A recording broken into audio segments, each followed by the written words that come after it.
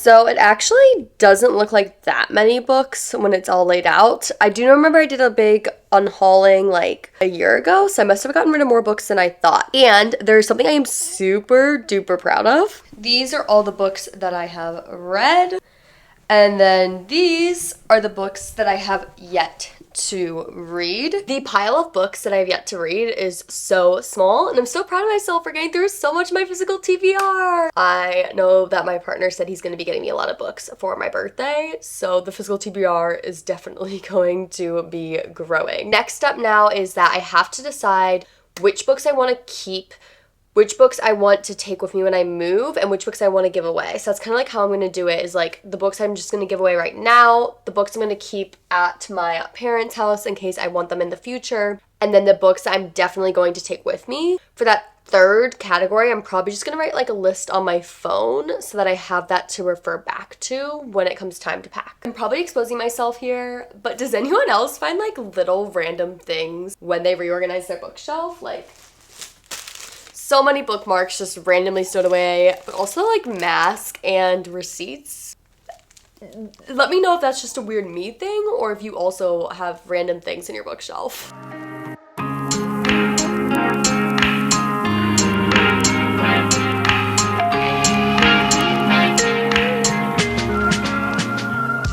Since the TBR pile is so small, I thought it would be kind of fun to walk through the books I'm going to keep, the books I'm going to get rid of, and then 4 books that I need your guys' opinion on because I don't know if I should get rid of them or keep them. The books I'm definitely going to keep, we have I Let You Go by Claire McIntosh. This is a adult thriller book. Fate of the Warriors, it's a historical fiction book. It's by someone who I actually know the author personally, and they gave me the book, and I haven't gotten around to reading it yet, so definitely want to keep this one. People We Met on Vacation by Emily Henry. Somewhere in here I have Beach Reads by Emily Henry too. I have never read an Emily Henry book, which I know is kind of crazy since she's such a popular romance author. But I think maybe 2024 is going to be the year that I'm going to read 2 Emily Henry books. Depends on if I like the first one or not. If I'll read the second, let's be real. And then The Office of Historical Corrections. This is a novella and stories, and I think it's kind of about like race. It has really great ratings on Goodreads, and it sounds like it's probably going to be a really interesting read. Probably not a fun read, but like an important read, if that makes sense. This is another author who's really famous who I've never read anything by, and it's The Wife Upstairs by Rachel Hawkins. So I'm going to keep that one and read it. It's another thriller book. And then we have this one. I am so excited about this one. I can't believe I haven't read it yet. It's right up my alley. It's a young adult thriller. It's A Good Girl's Guide to Murder. We have Cemetery Boys, another one that's super popular that I just haven't gotten around to reading yet. Half Sick of Shadows, which is historical fiction about King Arthur. More Than Us, which is a new adult romance novel. I know the author of this one too, and I love when I know the author of books. It makes me so excited to read them. On Writing by Stephen King, which I've been saying I'm gonna read for forever. Defy the Night by Bridget Kemmer, and I think this is a YA historical fiction. It has really good ratings on Goodreads, and it just looks fun. So I thought, why not keep it? I'm really bad at getting rid of books, if you can't tell.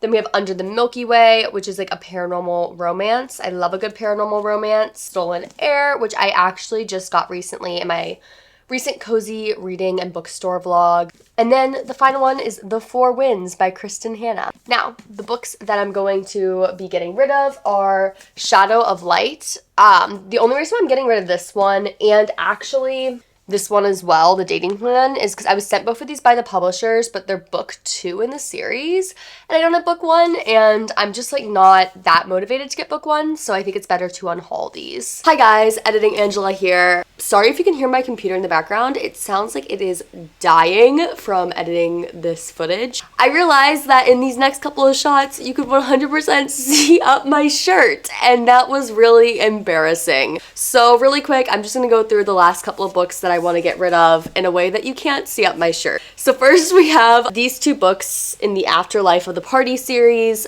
They just didn't have the best Goodreads ratings, so I feel like they're not really worth keeping. Then we have this one, This Time Next Year. I started reading it, I just could not get into it. It's kind of a cheesy romance, so I think I'm going to give it to my mom. And then I have no clue where this book went, but I did have 56 days when I was filming the original footage, and I don't want to keep that book because it's a COVID thriller, and I'm just not really in the mood to read anything about COVID. Now on to the 4 books I need your opinions on. If you've read these books and you think I should read them, please comment down below. All caps will get my attention, but regular text works too. But the first one is the Star-Crossed Sisters of Tuscany. I think this is just kind of like an adult romance, but it just doesn't sound like something that I normally read, if that makes sense. The next one is Imposter Syndrome. I really like the concept of this, but it's unlike anything I've ever read before, and I was very unsure about it, and the Goodreads ratings weren't great for it, so that's why I'm on the fence. This next one I'm on the fence about because I already have one book I'm keeping by Paula Hawkins that I haven't read yet, so Into the Water is one I'm considering getting rid of. It's another thriller novel. And finally, the 4th book I need your opinion on is Liberté. This is a historical fiction novel, but it didn't have the best ratings on Goodreads, and I was kind of on the fence about reading it. So let me know in the comments if you've read any of these and what your opinions are on them, as if I should keep them or unhaul them. So we're running out of daylight, so I need to get to the other books faster than I got to these ones. So I'm not sure if we're gonna walk through all the books that I have read. I will probably show you guys the books I'm going to be unhauling. There will be a separate video about all the books I'm taking with me when I move, so be on the lookout for that one. But that is what is on the agenda before we lose daylight, is to look through all the books I've read, decide which ones I want to keep, which ones I want to unhaul, put all the books back, and then show you the books I'm unhauling. Also, really chaotic, poorly filmed interlude here, but I totally forgot I'm missing Crescent City. It should be in the pile of books I haven't read that I'm going to be taking with me. It is not. I am so excited to read Crescent City. For the longest time, I felt guilty about not getting to Sarah J. Maas's most recent series, but now there's a lot of the books out. I don't think they're all out, but I think most of them are, so I can binge read them, which will be super fun.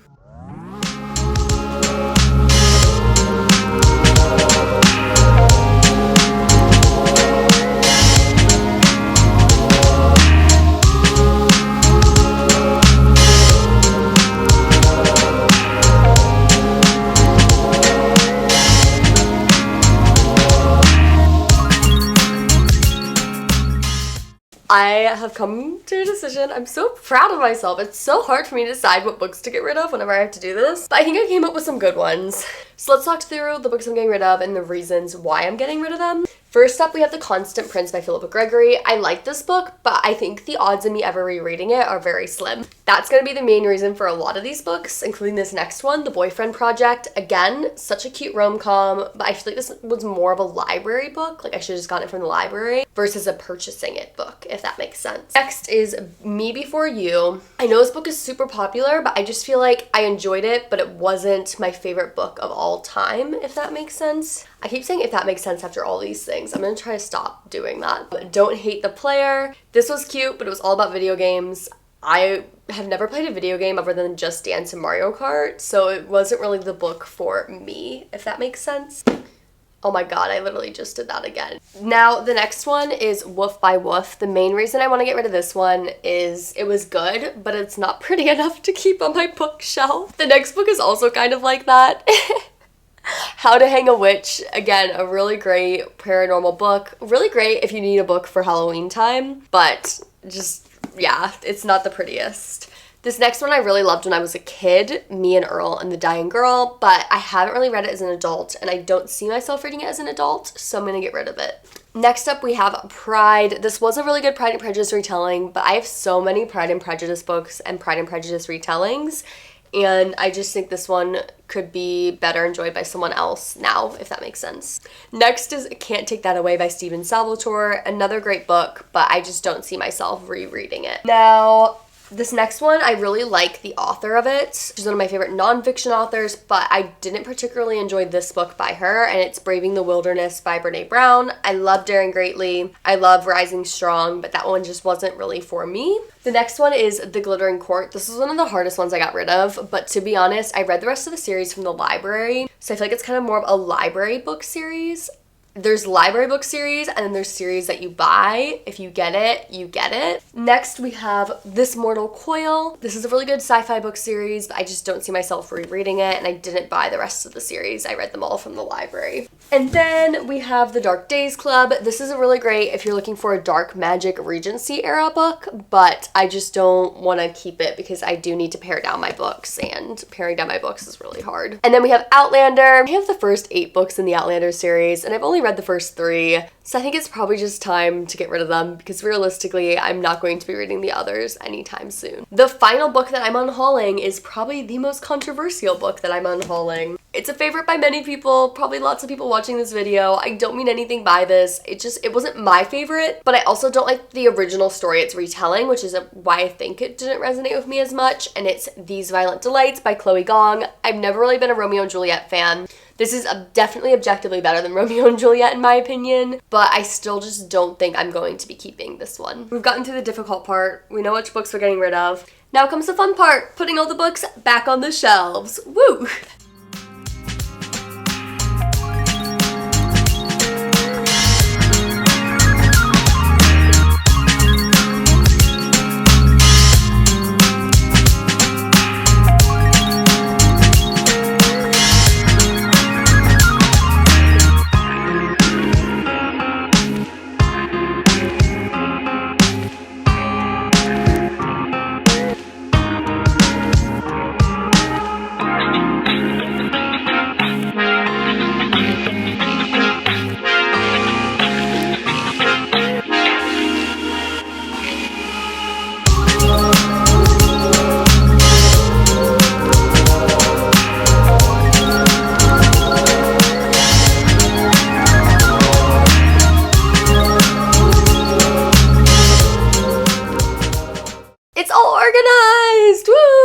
Okay, so the books that I unhauled are still on the bookshelves. I know that's super chaotic.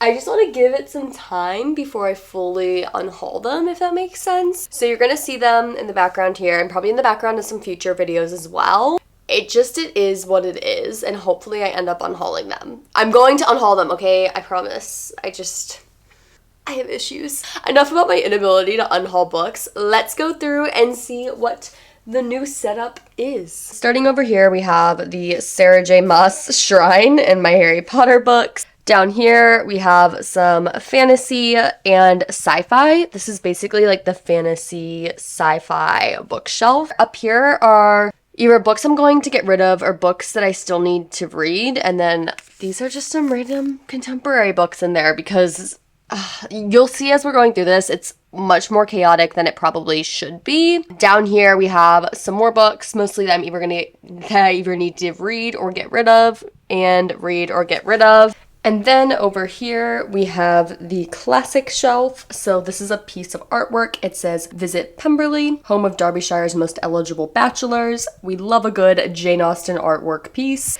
And of course, the Jane Austen collection. This one's actually Isabel Allende, another great author. The Edith Wharton collection and other classic novels that I really like. And if we're feeling some romance, here are a lot of the romance and contemporary books that I own, as well as the thrillers that I have. I think the shelf down here is like chaotic. It's like some historical fiction and then contemporary-ish, like 1990s contemporary, I guess, and then some like thrillers, all this romance. So this is the chaos shelf. And these are some postcards I've collected from my travels. Over here, we have the Outlander books that I need to get rid of, my nonfiction books, and then some books from my childhood. Thank you so much for coming along and organizing my bookshelf with me. Also, thank you so much for being here while I made all these hard decisions about which books to get rid of. I am just so grateful that you guys are all coming along on this journey with me, this reading journey. I would love to know how you organize your bookshelf. Obviously, the way I organize mine is like a little bit chaotic. It's probably not the best system ever. At times in the past, I've done like rainbow colored or really thoughtfully organized my books by genre. This is less thoughtful right now, but it works, especially because I'm moving soon. I feel like I don't have the same level of motivation to like really put a lot of effort right now into organizing my books. But also, you can have an at-home library and not have everything be absolutely perfect. That is 100% a-okay. So again, in the comments, let me know how you organize your books, and I will see you in the next video.